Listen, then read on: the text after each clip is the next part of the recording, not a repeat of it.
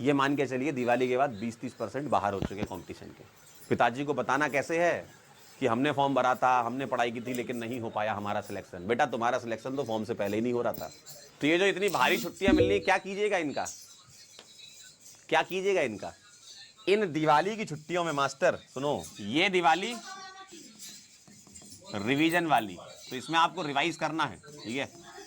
अभी तो आपका ऑर्गेनिक जस्ट स्टार्ट ही हुआ है, तो वो तो जल्दी रिवाइज कर लोगे। बाकी रिमेनिंग आपका फिजिक्स बचा होगा, ठीक है, फिजिक्स को रिवाइज करिएगा, बायोलॉजी को रिवाइज करिएगा, और आपका मेरे ख्याल से फिजिकल केमिस्ट्री हो चुका है, इसको रिवाइज कर लीजिएगा। जो बैकलॉग है वो क्लियर कर लीजिएगा। फिजिकल केमिस्ट्री हो गया, और आपका आईओसी भी हो गया था ना ये, ठीक है। और ओसी को तो एक आध दिन लगाएंगे तो रिवीजन हो जाएगा, ठीक है। तो जो भी है रिवीजन, बैकलॉग क्लियर करना है, ठीक है। और इससे अच्छा मौका कभी नहीं मिलेगा, मैं सही बता रहा हूं।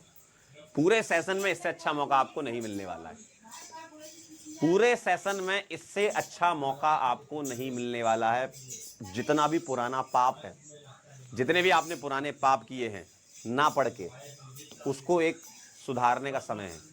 और अगर ये ब्यूटीफुल टाइम अगर आपने मिस कर दिया ना, तो आगे कभी ऐसा होगा ही नहीं। अब तो सीधे पेपर ही आएगा, फिर अब छुट्टी नहीं होगी, ठीक है। तो इसलिए अच्छे से प्लान करिए अपना डे।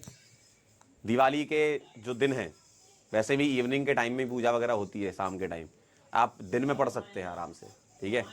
या अगर मान लें आप दिवाली का एक दिन जो है उसमें कुछ पुराना रिवाइज करना चाहते हैं उसी दिवाली वाले दिन, उसके पहले और बाद में तो पढ़ना ही है भाई, ठीक है। थोड़ा सा फेस्टिवल है तो आपको लगता है कि थोड़ा घर पे भी 1-2 घंटे 3 घंटे मेरे ख्याल से दिवाली की पूजा वगैरह हो जाती है इतने में, है ना। तो थोड़ा सा उसको टाइम को यूज़ करिएगा, टाइम खराब मत करिएगा। ऐसा टाइम नहीं आएगा, मैं फिर कह रहा हूँ, ठीक है।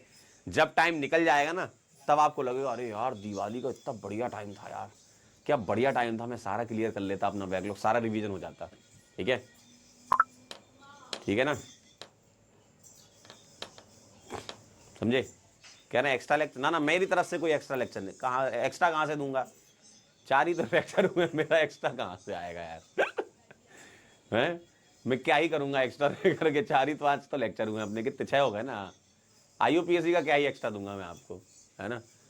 इससे अच्छा नहीं कि तुम पुराने ये फिजिकल केमिस्ट्री और इनऑर्गेनिक केमिस्ट्री को यूज कर लो, मतलब जो छुट्टियां मिली हैं, ठीक है।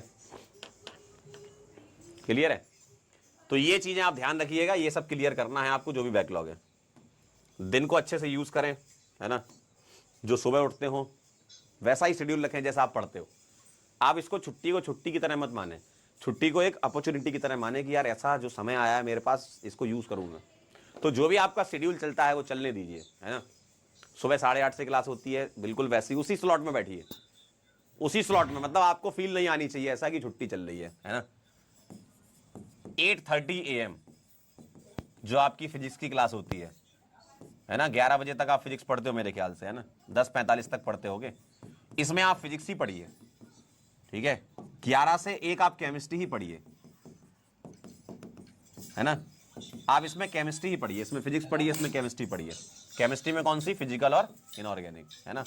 और इसमें बायोलॉजी ही पढ़िए। आपका शेड्यूल वैसा ही रहना चाहिए, है ना, ताकि आप जब वापस आए तो आपको अजीब ना लगे। क्योंकि होता है ऐसा दिवाली की छुट्टियों के बाद, ये कब तक होती है क्लास आपकी?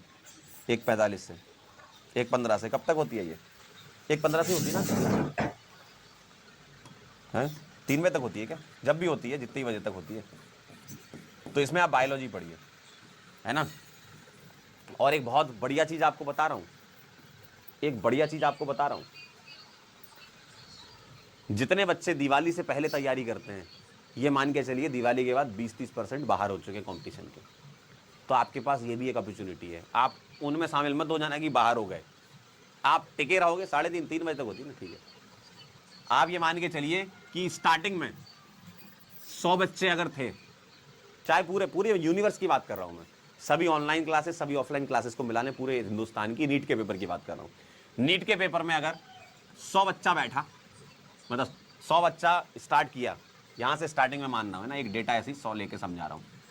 100 स्टार्ट किया था, तो वैसे भी वो 60 ऑलरेडी हो चुका है, 40 बाहर हो गया भाई।